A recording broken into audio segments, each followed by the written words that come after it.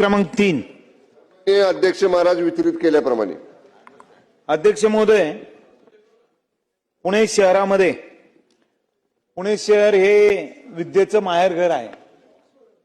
त्याचप्रमाणे IT hub आहे आणि या शहरामध्ये एक शांततेचं शहर म्हणून मोठ्या प्रमाणामध्ये नागरिक वास्तव्यामध्ये येत आहेत आणि अशा शहरामध्ये मोठ्या प्रमाणामध्ये अतिक्रमण होतानाच्या तक्रारी आमच्याकडे येत आहेत. अध्यक्ष महोदय, आयटी हब असल्यामुळे त्या ठिकाणी एक तर रस्ते लहान आहेत, वर्दळ रस्त्यावर फार मोठे आहे आणि अशा वस्तीमध्ये शहराच्या संपूर्ण भागामध्ये वेगवेगळ्या प्रकारचं अतिक्रमण वाढलेलं आहे आणि या अतिक्रमणावर पुणे महानगरपालिकेच्या माध्यमातून कारवाया काही प्रमाणामध्ये केल्या जातात. परंतु 2 सुट्ट्या असतात, शनिवार रविवार सुट्ट्या, इतरही सुट्ट्या येतात. आठवड्यातले 3 दिवस या भागामध्ये फार मोठ्या प्रमाणामध्ये गर्दी होते आणि मग रस्त्यावर लोकांना फुटपाथवरून चालता येत नाही, रस्त्यावरून लोकांना जाता येत नाही, वाहतुकीची कोंडी होते आणि म्हणून महानगरपालिका अशा पद्धतीनं जी कोंडी होते त्या सर्व रस्त्यांच्यावर वाहतुकीचा प्रश्न निर्माण होतो.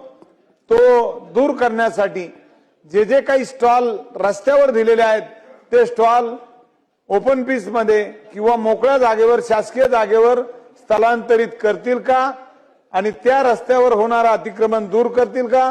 त्याचप्रमाणे दुसरा माझा प्रश्न आहे की आता मोठ्या प्रमाणामध्ये शहरामध्ये टेम्पोमध्ये लोक भाजीपाला, फळं, वेगवेगळ्या वस्तू विकायला लागलेल्या आहेत. रस्त्यावर पथारी लावून कपडे, भांडी विकायला लागलेले आहेत आणि अशा पद्धतीचे एक खराब वातावरण शहरामध्ये होताना आपल्याला पाहायला मिळतंय. आणि हे जर दूर करायचं असेल तर ते लावणारे स्पीकर जप्त करणार का आणि त्या टेम्पोवर कारवाया करणार का, असा माझा दुसरा प्रश्न आहे. तिसरा माझा प्रश्न आहे की शहरामध्ये अशा पद्धतीची होणारी जी अतिक्रमण आहेत ती दूर करणारे जे त्यावर अतिक्रमण निरीक्षक असतील, सहाय्यक आयुक्त असतील, यांच्यावर अतिरिक्त आयुक्त कारवाई करणार का आणि त्याचा योग्य तो निपटारा करून महानगरपालिका आम्हाला देणार का, नागरिक आमच्याकडे तक्रार करणार नाही अशा पद्धतीचं वातावरण निर्माण करणार का. सन्माननीय अध्यक्ष महोदय, सन्माननीय सदस्य बापूसाहेब पठारेंनी जे पथविक्रेते आहेत, ज्यांना पाथरीवाले की ज्यांना लायसन्स नाहीत आणि ते रस्त्याच्या आधीमध्ये अशा पद्धतीने विक्री करतात, त्यांच्या संदर्भातला या ठिकाणी प्रश्न उपस्थित केलेला आहे. 2 भाग याच्यामध्ये सन्माननीय अध्यक्ष महोदय आहेत. काही पथविक्रेत्यांना आपण परवाने दिलेले आहेत आणि ते परवाने देताना त्याच्यावरती त्यांचा लायसन नंबर आणि कुठल्या एरियामध्ये त्यांना ते जागा, कुठल्या परिसरामध्ये त्यांनी तो स्टॉल लावायचा आहे हे त्या ठिकाणी नमूद केलेलं आहे. 2 गोष्टी होतात सन्मान्य अध्यक्ष महोदय की काही पथविक्रेते हे त्यांना दिलेली जागा सोडून रस्त्याच्या मध्यभागी किंवा वाहतुकीला अडथळा होईल अशा पद्धतीने लावतात. ही वस्तुस्थिती सन्मान्य सदस्यांनी सांगितली ती खरी आहे. या बाबतीत जो आपला अतिक्रमण विभाग आहे किंवा जे आपले त्या विभागातले वॉर्ड ऑफिसर्स आहेत त्यांना आपण सूचना देऊ की अशा पद्धतीनं जी काही त्यांना रेषा आखून दिलेली असेल त्या बाजूलाच त्यांनी लायसनधारकांनी लावावं.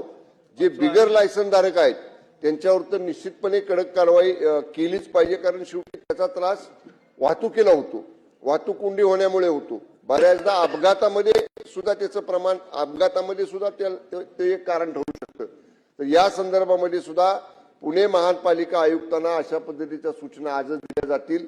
ज्यांना लायसन्स दिलेले आहेत त्यांनी नेमून दिलेल्या जागेमध्ये व्यवसाय करावा आणि जे बिगर लायसनधारक आहेत त्यांच्या संदर्भामध्ये कडक मोहीम, बिगर लायसनधारकांची वाहतुकीला अडथळा होणार नाही अशा पद्धतीची कडक मोहीम राबवण्याचे आदेश महापालिकेला आजच दिले जातील.